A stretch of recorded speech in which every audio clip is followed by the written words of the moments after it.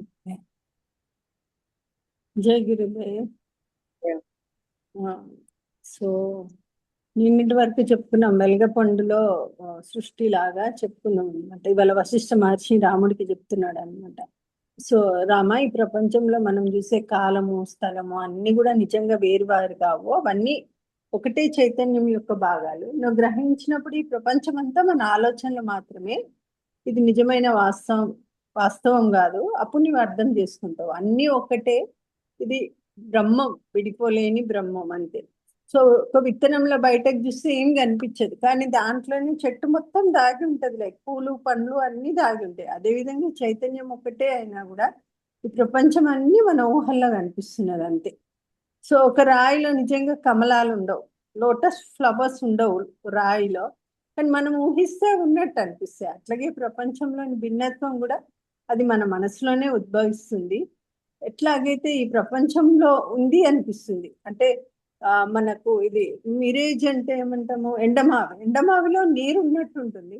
ఆ ఉన్నట్టు ఉంటుంది, లేకపోయినట్టు కూడా ఉంటుంది. అట్లాగే ప్రపంచం కూడా ఉంది అనిపిస్తుంది, కానీ అది నిజం కాదు. ఇదంతా నిజానికి బ్రహ్మమే, ప్రపంచం నుండి వేరుగా లేదు. నిజంగా చూస్తే బ్రహ్మమే ప్రపంచం లాగా మారింది. నీరంటే హైడ్రోజన్ మళ్ళీ ఆక్సిజన్ అట్లయితే కదా, అట్లాగే ప్రపంచం మొత్తం కూడా బ్రహ్మమే, కానీ వేరే రూపంలో కనిపిస్తుంది నీకు. సో ఇప్పుడు ఒక నెమలి ఉంది అనుకోండి, నెమలి గుడ్డు ఉంది. అందులో ఆ నెమలి గుడ్డులో ఆ రెక్కలు, అందమైన రెక్కలు, నెమలి అంతా తాగి ఉంది. అట్లాగే ప్రపంచం మొత్తం కూడా చైతన్యంలోనే ముందే ఉంది. సో జ్ఞానంతో చూస్తే ఈ భిన్నమైన ప్రపంచం కనిపించినా అసలు నిజం మాత్రం ఒకటే, అదే బ్రహ్మము. సో ఏకత్వం, ఈ వన్నెస్ ఒకటి, మరియు భిన్నత్వం, డైవర్సిటీ అనే భావాలకు ఆధారం ఏంటంటే అదే పరమ సత్యం. సో ఈ సమస్త విశ్వాన్ని ఆవరించి ఉన్నది మాత్రం అదే అనంత చైతన్యం. ఇక్కడ ఉన్నది అనంత చైతన్యం తప్ప ఇక మిగతా అంతా మన ఊహలే. ఇప్పుడు కనిపించే ప్రపంచం అంతా మన అజ్ఞానం. అసలు ఉండేదే చైతన్యం అన్నమాట. ఈ ప్రపంచం నిజంగా మనకు కనిపించినా కూడా అది మన మనస్సు యొక్క సృష్టి. అసలు నిజం మాత్రం ఒకటే, అదే బ్రహ్మము, అదే చైతన్యము, నిజమైన చైతన్యము అదొకటే ఇక్కడ ఉంది అని చెప్తున్నాడు అనమాట. ఇంకా చెప్తా ఉన్నాడు రాముడు, రామ, ఈ ప్రపంచంలో ఈ స్థలము కాలము వస్తువులు ఇవి నిజంగా సృష్టించబడలేదు, కానీ అవి మనకు ఉన్నట్లు అనిపిస్తాయి. కాలం ఉంది, స్థలం ఉంది, వస్తువులు ఉన్నట్టు. ఇప్పుడు జ్ఞానులు ఈ భ్రమలను దాటుతారు. సాధువులు దేవతలు, జ్ఞానులు అంటే సాధువులు దేవతలు వస్తారు, వాళ్ళు ఈ భ్రమను దాటి ఈ ద్వైత భావం ఉంది కదా, నేను అది అనే దాన్ని విడిచిపెడతారు.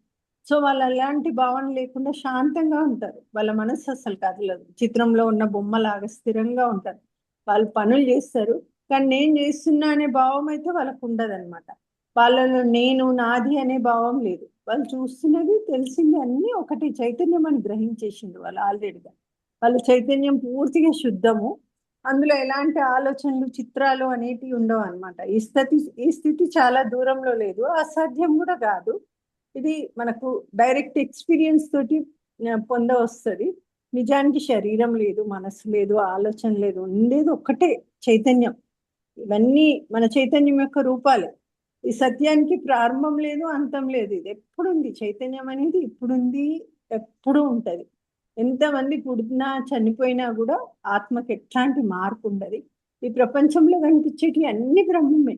కాబట్టి పనులు చేస్తుంటే కూడా నేను చేస్తున్నాను అనే భావం లేకుండా ఉండాలి. నేను చేస్తున్నాను అంటే అది నీకు అహంకారం కిందకు వస్తుంది అనమాట.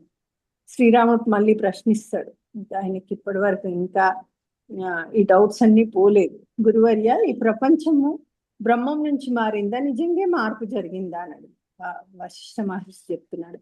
సో రామ, పాలు మజ్జిగగా మారినట్టు బ్రహ్మం మారదు. అలా మారితే మళ్ళీ పాలు అవ్వదు కదా. సో కానీ బ్రహ్మం అట్లాంటిది కాదు, అది ఎప్పటికీ మారదు. ప్రపంచం కనిపిస్తున్నా కూడా అది నిజమైన మార్పు కాదు, కేవలం కనిపించే మాయ మాత్రమే. మొదట కూడా బ్రహ్మమే, మధ్యలో కనిపించేది కూడా బ్రహ్మమే, చివరకు కూడా బ్రహ్మమే కనిపిస్తుంది. మధ్యలో వేరుగా కనిపించడము అది నిజం కాదు, అది కేవలం భ్రమ మాత్రమే. సో రాముడు అడుగుతాడు, ఈ శుద్ధ చైతన్యంలో ఎలా ఒక చిన్న కదలిక లేక ఆలోచన అనేది వస్తుంది అని అడుగుతున్నాడు అనమాట. రామ, నిజానికి వశిష్ఠుడు చెప్తాడు, రామ, నిజానికి ఎలాంటి కదలిక లేదు, బ్రహ్మ ఎప్పుడు ప్రశాంతంగానే ఉంటది. మనం జీవుడు అజ్ఞానము అనే పదాలు మనం బోధన కోసం మాత్రమే ఉపయోగిస్తున్నాం, అవి నిజంగా లేవు. నువ్వు నేను ఈ ప్రపంచము అవన్నీ కూడా బ్రహ్మమే. సో అజ్ఞానం అనే దాంట్లో అసలు నిజం లేదు. రాముడు అది మళ్ళీ అడుగుతున్నమాట. ముందు మీరు అజ్ఞానం గురించి చెప్పమన్నారు కదా. సో వశిష్ఠుడు అంటాడు, అప్పుడు నువ్వు పూర్తిగా అర్థం చేసుకోలేకపోయినావు కనుక అందుకే అజ్ఞానము జ్ఞానము చెప్పిన శిష్యుని కొలిపేటందుకు కొన్నిసార్లు అజ్ఞానము జీవుడు వంటి పదాలు వాడతాము. అర్థమైనాక నిజం ఒకటే చెప్తాం, నీవే బ్రహ్మము, నేనే బ్రహ్మము, ఈ ప్రపంచం మొత్తం బ్రహ్మం అని. ఈ సత్యాన్ని నువ్వు ఎప్పుడు గుర్తుపెట్టుకో. ఎలా మట్టి నుండి అన్ని కుండలు వస్తాయో, కానీ అవన్నీ మట్టితోనే ఉంటాయి. అట్లాగే ప్రపంచం కూడా బ్రహ్మమే. గాలి మరియు గాలి కదలిక వేరు కాదు కదా, అట్లాగే చైతన్యం మరి తన శక్తి వేరు కాదు. మనసు ఎట్లా వస్తుంది అంటే, ఒక చిన్న ఆలోచన చైతన్యంలో పడింది అనుకోండి, అది పెరిగి మనస్సులాగా అవుతుంది. ఆలోచన రాకపోతే మనస్సు అనేదే ఉండదు. ఇప్పుడు ఆలోచన ఉంటేనే మనస్సు అనేది ఉంటది కదా. సో చెప్తుందనమాట, రాముడు చెప్తాడు. మళ్ళీ రాముడు అడుగుతాడు, గురువర్య మీరు ఇచ్చిన జ్ఞానం వల్ల నేను అర్థం చేసుకున్నాను, ఈ విషయం మొత్తం పూర్ణం బ్రహ్మం, మొత్తం బ్రహ్మం, చూసేది తెలిసేది అన్ని పూర్తిగా ఉన్నాయి. ఎందుకంటే ఇక్కడ చైతన్యం చైతన్యం తప్ప ఇంకోటి చెప్తలేరు కనుక మళ్ళాంటోళ్ళకి కూడా ఇక్కడ ఉండేది చైతన్యం అనే అర్థమవుతుంది. బట్ స్టార్టింగ్ నుంచి ఎండింగ్ వరకు అదే చెప్తున్నారు. కానీ నాకు ఒక సందేహం ఉంది, మనిషి బతుకున్నప్పుడు ఇంద్రియాలతో అనుభవిస్తాడు కదా, మరి చనిపోయిన తర్వాత ఎందుకు అనుభవం ఉండదు అని. అప్పుడు వశిష్ఠ మహర్షి చెప్తాడు, రామ నిజానికి ఇక్కడ చైతన్యం తప్ప వేరే లేదు. ఇంద్రియాలు, మనస్సు, వాటి విషయాలు ఇవన్నీ కూడా చైతన్యమే. ఆ చైతన్యం మన లోపల సూక్ష్మ శరీరంగా ఉంటుంది. అది బయట వస్తువులను ప్రతిబింబిస్తుంది. అంతేగాని చైతన్యం స్వభావం ఎప్పుడు మారదు. కానీ నేను అనే భావం వచ్చినప్పుడు మాత్రమే అది జీవుడు లాగా కనిపిస్తుంది. సో అని చెప్తాడు. నేను అనే భావం వచ్చింది అంటే అది అహంకారం అన్నమాట. ఆలోచన మన మనస్సు, బుద్ధి జడ్జిమెంట్ అదనేది బుద్ధి చూస్తుంది. చూడడం అనేది ఇంద్రియాల ద్వారా జరుగుతుంది. సో ఇవన్నీ ఒక చైతన్యం యొక్క రూపాలు. ఏ భావం బలంగా ఉంటే అదే రూపం కనిపిస్తుంది. నేను శరీరం అనుకుంటే శరీరం కనిపిస్తుంది, చెట్టు అనుకుంటే చెట్టు కనిపిస్తుంది. ఇట్లా జీవుడు మాయలో పడిపోయి పుట్టి చనిపోతా ఉంటాడు. చివరికి జ్ఞానం వచ్చి మేల్కుంటా ఉంటాడు. ఇప్పుడు పర్సెప్షన్ ఎలా ఉంటుందో చెప్తా. నేను అనే భావంతో చైతన్యం శరీరంలో జీవుడు లాగా ఉంటది. సో ఇంద్రియాలు బయట వస్తువులను తాకినప్పుడు వాటి ప్రతిబింబం కూడా మనలోనే ఏర్పడుతుంది. కానీ జీవుడు ఇట్లా అనుకుంటాడు, నేను బయట చూస్తున్నాను, నిజంగా అతను తనలోని ప్రతిబింబాన్ని చూసుకుంటాడు. సో ఈ బయట ప్రపంచం యొక్క అనుభవం ఏంటంటే అజ్ఞానులకు ఉంటది. జ్ఞానులకి భ్రమ అనేది ఉండదు. అది మొత్తం ఆయనకి ఇదే ఉంటది.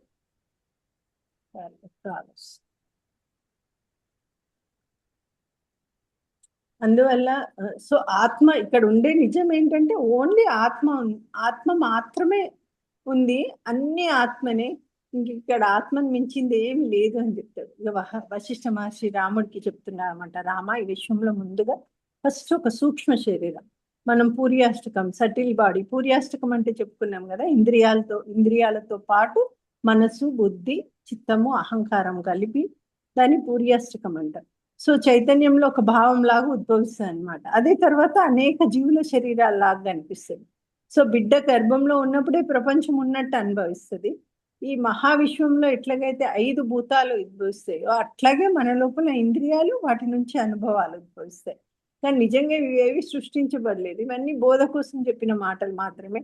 ఎట్లయితే మనం ఎండమావిలో నీరు నిజంగా ఉండదు, కానీ మనం ఉన్నట్టు అనుకుంటాం, అట్లాగే ఈ ప్రపంచం కూడా నిజం కాదు. జీవుడు, సూక్ష్మ శరీరము మొదలైనవి నిజంగా ఏవి లేవు. అవి బోధ కోసం ఉపయోగించే పేర్లు మాత్రమే. ఉండేది చైతన్యం మాత్రమే. సో పిల్లవాడు రాత్రి భూతం ఊహించి అది నిజమని భయపడినట్టు జీవుడు కూడా ప్రపంచాన్ని నిజం అనుకుంటాడు. ఈ పంచభూతాలు కూడా చైతన్యంలో ఉద్భవించిన భావాలు మాత్రమే. జీవుడు ఇట్లా అనుకుంటాడు, నేను లోపల ఉన్నాను, బయట ప్రపంచం ఉంది. సో కానీ అది తప్పు భావన. జ్ఞానం ఏంటంటే చైతన్యంలో సహజంగా ఉంటది, కానీ అది ఇప్పుడు నేను చూస్తున్నాను అనుకుంటది. కాలము, స్థలము అన్ని చైతన్యంలో ఉన్న భావ విభాగాలే ఇవన్నీ. నిజానికి చైతన్యంలో ఎలాంటి విభజన లేదు. అయినా బ్రహ్మం ఏం చేస్తుంటే తనలోనే ప్రతిబింబించుకొని ద్వైతం ఉన్నట్లు అనుభవిస్తుంది అని చెప్తున్నాడు ఇక్కడ. సూక్ష్మ శరీరం అంటే మొదట ఒక చైతన్యం అనే భావన పుడుతుంది, అదే సూక్ష్మ శరీరం. దాన్ని పూర్యాష్టకం అంటాము. దాని నుంచి జీవులు అనేటివి ఉద్భవిస్తాయి. ఇదే చెప్తా ఉన్నాడు రాముడు. తర్వాత వశిష్ఠ మహర్షి ఇంకా చెప్తుండ్రు, రామ ఒక బంగారు కడియంలో 2 ఉన్నాయి, ఒకటి బంగారం, ఇంకొకటి గాజు కడియం రూపంలో కనిపిస్తుంది. అట్లాగే చైతన్యము మరియు భావన అనేది డిఫరెంట్ ఉంటుంది. చైతన్యం ఎప్పుడు ఎక్కడైనా ఉంటది, అది ఊహిస్తే అదే నిజంగా కనిపిస్తుంది. మనసులో ఏ భావన ఉంటే మనం అదే ప్రపంచంగా అనుభవిస్తాము.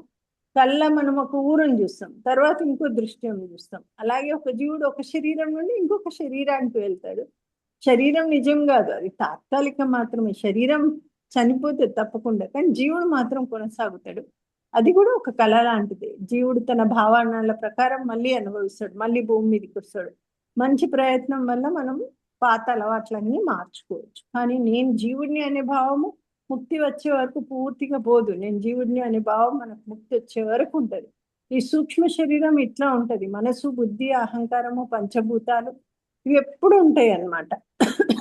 ఆత్మకి రూపం లేదు, కానీ సూక్ష్మ శరీరం మాత్రం వివిధ శరీరాల్లో తిరుగుతుంది. ఆత్మ ఎప్పుడు ఒకటే. సో జాగృతి, కళ, నిద్ర, deep sleep, dream and waking state ఇవన్నీ అనుభవిస్తుంది మనం. సో నిజమైన స్థితి ఏంటంటే తుర్యాస్థితి, అదే శుద్ధ చైతన్యము. జీవించి ఉన్నప్పుడు ముక్తి పొందితే జీవన్ముక్తులు పొందే స్థితి తుర్యాస్థితి అన్నమాట. తుర్యకు మించి పరమస్థితి ఏంటంటే బ్రహ్మం. సో విశ్వంలో ప్రతి అణువులో కూడా బ్రహ్మమే ఉంది. ప్రపంచం కనిపించినా అది ఒక బ్రహ్మ మాత్రమే. ఈ బంధనం మన మనసులోని అలవాట్ల వల్ల వస్తున్నాయి. సో ఇదే చెప్తున్నాడు అనమాట. ఇక ఈ బంధనాలు వీటి గురించే చెప్తున్నాడు. సో చెప్తున్నాడు అనమాట, ఈ ప్రపంచం ఒక కళ, మన జీవితం నిజం కాదు, ఇది ఒక కళ లాంటిది. జీవుడు కళలోనే జీవిస్తున్నాడు. ఈ విశ్వం మొత్తం ఒకే చైతన్యం అనే సముద్రంలో ఉంది. ప్రపంచం ఎన్నోసార్లు పుడుతుంది, మళ్ళీ నశిస్తుంది. ఇదంతా ఒక చక్రం అన్నమాట. ధర్మం తగ్గినప్పుడు విష్ణువు అవతరిస్తాడు, కృష్ణుడు, అర్జునుడు, వీళ్ళంతా వీళ్ళంతా ఉద్భవిస్తారనమాట. సో ఈ జ్ఞానం కోసం మళ్ళీ గీత గురించి చెప్తాడు అనమాట. ఇందులో కొంచెం మనకు గీత బోధ చేస్తాడు. సో ప్రపంచంలో పాపం పెరిగింది అనుకోండి, దేవతలు సహాయం కోరుతారు. అప్పుడు విష్ణు అవతారం తీసుకుంటాడు. అప్పుడు కృష్ణుడు మరియు అర్జునుడు వీళ్ళందరూ భూమిపై అవతరిస్తారు. యుద్ధ సమయంలో అర్జునుడు తన బంధువులను చూసి బాధపడతాడు అనమాట, నేను యుద్ధం చేయను అంటాడు. అప్పుడు కృష్ణుడు అతనికి జ్ఞానం చెప్తాడు. ఆత్మ పుట్టదు, చావదు, ఎప్పటికీ ఉంటది. శరీరం చనిపోయినా ఆత్మకు ఏమి కాదు. ఎవరు చంపుతున్నానని అనుకుంటున్నారో, ఎవరు చనిపోతున్నానని అనుకుంటారో వాళ్ళంతా నిజం తెలియని వారు. ఆత్మ అనేది చాలా సూక్ష్మము, అది అంతులేని చైతన్యం, అది ఎప్పటికీ నశించదు. నీవు కూడా ఒక పుట్టని శాశ్వతమైన ఆత్మవే నువ్వు. ఈ జ్ఞానం విన్న తర్వాత అప్పుడు అర్జునుడు చెప్తాడు అనమాట, ప్రభు నా మోహం పోయింది, నా జ్ఞానం వచ్చింది. అప్పుడు అతని యుద్ధాన్ని ఒక ఆటలాగా ఆడతాడు అనమాట. అందుకే జీవితం ఒక ఆటలాగా ఆడాలి. సో ఇవే బోధనలన్నీ భగవద్గీత యొక్క సారం అనమాట. ఈ జీవితమే మనకు ఒక ఆట, ఒక ప్లే ఆడడానికి వచ్చింది. అందుకే ఏ ఆట ఆడినా 100% పెట్టి ఆడాలన్నమాట. ఈ జీవితం ఒక ఆట ఒకటి. ప్రపంచం అనేది మన మనసు కదలిక. మనలో వచ్చిన ఆలోచనలు మనకు బంధనాలను కలగజేస్తాయి. మనకు అవగాహన కలిగింది అనుకోండి, ముక్తి వచ్చేస్తుంది. నేను అనే భావం చూసిన వెంటనే అహంకారం అనేది వెంటనే మాయమైపోతుంది. ఏ పని చేసినా మనకు సమర్పణ భావం అనేది ఉండాలి తప్పకుండా. దేనికి అంటుకోకుండా ఉండాలి, అవగాహనతో జీవించాలి. అప్పుడే మనకు ముక్తి అనేది దొరుకుతుంది అన్నమాట. సో ఇంకా చెప్తున్నాడు, సో అన్నింటిలో ఒకటే చైతన్యం ఉంది, అదే బ్రహ్మం. మనం చూస్తున్న భేదాలు కేవలం కనిపించే రూపాలు మాత్రమే. నిజం ఏంటంటే అన్నీ ఒకటే. నువ్వు శరీరం కాదు, నువ్వు అనంత చైతన్యం. అసలు చెప్తాడు రామ, ఇలా తెలుసుకో, ఈ ప్రపంచం అంతా నా లోపల చైతన్యంతో నిండిపోయింది. నువ్వు ఈ శరీరం కాదు, నువ్వు ఈ అనంత చైతన్యం. ఇట్లా గ్రహించి జీవిస్తే నువ్వు ఆ పరమ ఆనందంలో ఉంటావు అని రాముడికి చెప్తుంటాడు అనమాట వశిష్ఠుడు. తర్వాత ఇంకా ఇవన్నీ రాముడు ఇట్లా వింటుంటే ఒక సాధువు కథ, రాముడు ఆసక్తిగా వింటుంటాడు. ఒక సాధువు కథ చెప్తాడు. ఒకప్పుడు ఒక సాధువు ఉండేవాడు. అతడు చాలా సంవత్సరాలు ధ్యానం చేశాడు. తర్వాత అతని మనసు అనేది చాలా శక్తివంతమైంది. అతనికి ఒక శక్తి వచ్చింది, ఏం ఆలోచించినా అది నిజమవుతుంది అనమాట.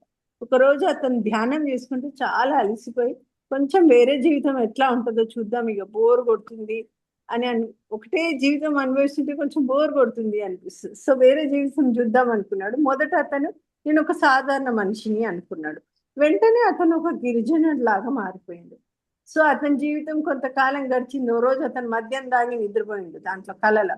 సో ఇంకో కళగా అన్నాడు, ఆ కళలో నేను ఒక బ్రాహ్మణుడునా అనుకున్నాడు. దెన్ అతను పండితుల్లాగా జీవించాడు. కొంతకాలం తర్వాత మళ్ళీ కళ వచ్చింది, నేను ఒక రాజును అనుకున్నాడు. సో ఈ మూడో మార్పు అతడు ఒక గొప్ప రాజుగా జీవించాడు, అనేక సుఖాలు అనుభవించింది. తర్వాత ఒక దేవకన్యగా ఊహించుకున్నాడు. సో ఆ దేవకన్య ఒక రోజు నేను జింకను అని కల చూసింది. ఆ జింక నేను ఒక మొక్కను అనుకున్నది. ఆ మొక్క ఒక తేనెటీగని చూసింది. ఆ తేనెటీగలాగా మారిపోయింది. సో ఆ తేనెటీగ ఒక ఏనుగుని చూసి అది ఏనుగులాగా మారిపోయింది. ఆ ఏనుగు మళ్ళీ తేనెటీగలాగా మారింది. తర్వాత మొక్కలాగా మారింది. చివరికి ఏంటంటే ఆ మొక్క దగ్గర సరస్సులో హంసలు కనిపించినాయి అన్నమాట మొక్కకు. అది హంసగా మారిపోతుంది ఆ మొక్క. సో చివరి సంఘటన ఏంటంటే ఇంతలో మొదట ఉన్న సాధువు ఆ హంసను ధ్యానం చేస్తున్నప్పుడు అతను మరణించిండు. అతని చైతన్యం మళ్ళీ హంసలోకి వెళ్ళిపోయింది. ఎందుకంటే చివరి ధ్యానం ఆయనకు హంసనే ఉంది. సో హంసలోకి వెళ్ళిపోయింది. సో మనస్సు ఏం ఊహిస్తే అదే అనుభవంలోకి వస్తుంది అనమాట. జీవితం అనేది కళల పరంపర అంతే. ఒక కళ నుంచి ఇంకొక కళలోకి వెళ్తూనే ఉంటాము. ప్రపంచం నిజంగా అది మన సృష్టే. జన్మలు కూడా మన భావాల వల్లనే వస్తాయి. నేను నెక్స్ట్ జన్మ ఇది కావాలనుకుంటే ఆ జన్మ వస్తుంది. నాకు ఈ జన్మ కావాలనుకుంటే మనం కోరుకున్న జన్మలే మనకు వస్తాయి. మనకేం కొత్త జన్మలు రావు. అంటే ఇక్కడ సాధు జీవితం ఎట్లా అంటే, సో సాధువు జీవితం ఏంటంటే ఆ, అద్- ఆ, సో అట్లా ఊహించుకున్నాడు. సో మనసే ప్రపంచాన్ని సృష్టిస్తుంది. జ్ఞానం మాత్రమే ఈ కళ నుంచి మెలుకుంటది అనమాట. నీకు ఎప్పుడైతే జ్ఞానం వస్తుందో ఆ కళల నుంచి మెలుకుంటాడు. వశిష్ఠుడు అంటాడు, రామ చూసినవా, మనస్సు ఏం ఆలోచిస్తే అదే అనుభవం వస్తుంది. ఒక కళ్ళలో ఇంకొక కళ్ళలోకి వెళ్తూనే ఉంటాం. రాముడు అంటే జీవితం అంతా కళ లాంటిదేనా అని. అప్పుడు వశిష్ఠుడు చెప్తాడు, అవును రామ, మనసే ప్రపంచాన్ని సృష్టిస్తుంది. ఎప్పుడైతే నీకు జ్ఞానం వస్తుందో కళ నుంచి మేల్కొంటామో. సో మనస్సే సృష్టికర్త. ఈ జీవితం అనేది కళల పరంపర. ఒక దాని నుంచి ఒకదాని గురించి ఇంకొక దానికి. జన్మలు అనేది మనం అనుకునే భావాల ఫలితం. సో అందుకనే నువ్వు మనసు కాదు, నువ్వు ఆత్మ, నువ్వే ఈ శాశ్వత చైతన్యం అని చెప్తాడు. సో ఇక్కడి వరకు తెలుసుకున్నాం అలా. మహేంద్ర చెప్తావా నువ్వు కొంచెం?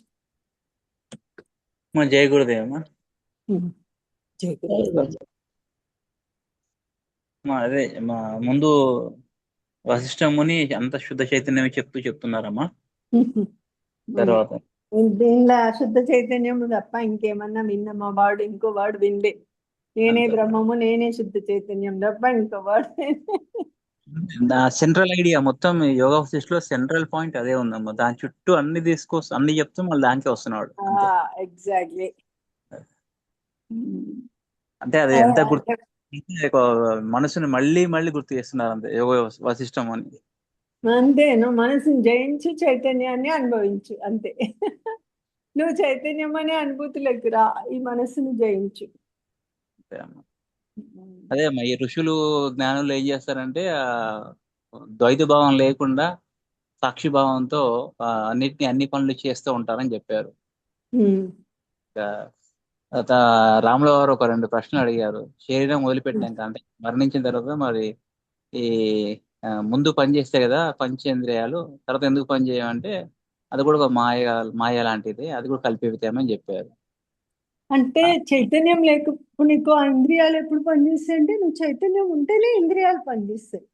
చైతన్యం లేకపోతే ఇంద్రియాలు కూడా పనిచేయను. ఇప్పుడు అంతే. చనిపోయినావు అంటే నీ లోపల నుంచి చైతన్యం వెళ్ళిపోయింది అన్నట్టే కదా. దెన్ హౌ ద ఇంద్రియాలు యాక్ట్స్?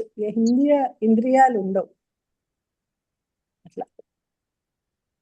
సో ఇంద్రియాలు కూడా చైతన్యం. ఇక్కడ చెప్పింది ఏంటంటే, నువ్వు ఇంద్రియాలు ఇవన్నీ అనుకుంటున్నాం, అవి కూడా చైతన్యం. లైక్ చెప్పమ్మా. ఇంకా రాముల వారు మొదటి ప్రశ్న ఏమన్నారమ్మా గుర్తొస్తలేదు. ఆ ఆ మనసు అంటే ఈ అశుద్ధ చైతన్యము ఆ ఈ ఏంటి ప్రాపంచిక దాంట్లోకి మారిందా, బ్రహ్మం మారిందా అని అడిగారు నాకు అవసరమని. బ్రహ్మం పెరుగు ఇప్పుడు పాలు అయితే మళ్ళీ పెరుగు తిరిగి పాలు కాలేదు కదా, అట్లా బ్రహ్మం అయితే ఏముండదు, బ్రహ్మం అలాగే ఉంటుంది కానీ అది కల్పించుకున్నాను ఒక మాయ అది అని చెప్పారు. ఈ ప్రశ్న బాగుంది. ఇంకా తర్వాత ఇదంతా చైతన్యం, మన మనసే అన్ని సృష్టించుకుంటుంది అని ఒక కథ చెప్పారు ముని గురించి. ఒక యోగిని ధ్యానం చేస్తూ చేస్తూ చాలా కాలం పాటు చేస్తూ తనకు ఒక బోర్ అంటే బోర్ ఫీలింగ్ వచ్చినప్పుడు ఇంకా ఫస్ట్ ఒక ఆ, మామూలు మనిషిగా ఉంటాడు. తర్వాత బ్రాహ్మణుడిగా వస్తాడు, తర్వాత రాజుగా వస్తాడు, తర్వాత ఒక దేవకన్య. దేవకన్య జింక అవుతుంది, జింక తేనెటీగ, తేనెటీగ నుంచి తీగ, ఒక మొక్క. ఇక ఇలా మారి మారి మారి లాస్ట్ కి హంసలో వెళ్తాడు. ఆయన శరీరం వదులుతాడు, అప్పుడు ఆయన మళ్ళీ ఆయన ఆత్మ హంసలోకి వెళ్తుంది. అంటే ఆయన మనసు హంసను ఊహించింది, ఆ హంసను పట్టుకుంది కాబట్టి ఆయన ఆత్మ మనసు ఆ హంసలోకి పోయింది. అందుకే గురుజీ చెప్తారు చూడండి, మీ లాస్ట్ థాట్ నెక్స్ట్ జన్మకు వస్తుంది. అవునమ్మా, అది గుర్తొచ్చింది. చికెన్ చికెన్ చికెన్ అంటే ఆ పౌల్ట్రీ ఫామ్ లో పుడతారు మీరు అని అదే చెప్తారా, ఇంకా ఎగ్జాంపుల్ చెప్తారు కదా మనకు. చికెన్ చికెన్ అంటే పౌల్ట్రీ ఫామ్ లో పుడతారు ఇక చికెన్ లాగా. మీరు ఎట్లు ఉంచుకుంటే అట్లా, మనం ఇట్లు ఉంచుకుంటే అట్లా. ఆ పాయింట్ విన్నప్పుడు నాకు ఇది అనిపించింది అమ్మా, అందుకోసమే ఎప్పుడు మన మనసులో